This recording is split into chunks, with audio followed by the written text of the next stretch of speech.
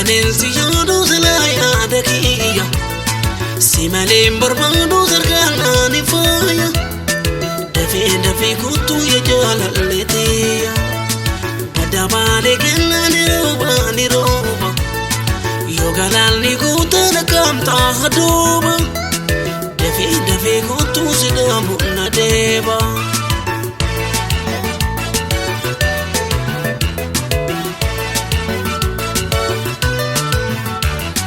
Alkane reba na ha ajudal na kaze huwa wani godu da beno ho yani nada maze wa esantum na gaba pito la sase. Alkane reba na ha ajudal na kaze huwa wani godu da beno ho yani nada maze wa esantum na gaba pito la sase.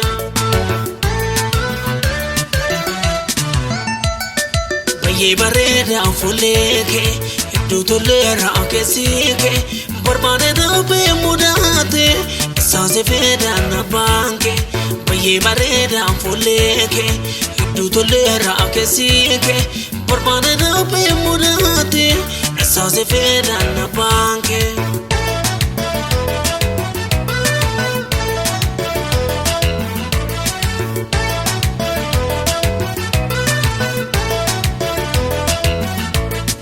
Alkanensi yaadu zilaya dakiya si maleen barbaadu zargaanani faaya dafee kutu ya jaalaleetiya badabaale gennani rooba yoo galaalni guutana kamtaa haduuba dafee kutu sidaamu na deeba.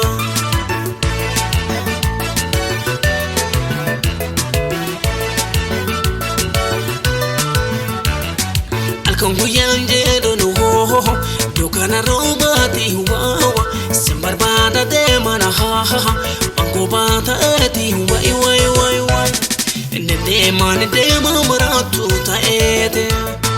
Alkonguyanje dono ho dokana robati huwa simbarbaada de mana ha angobata eti huwa ende de maratu ta ete.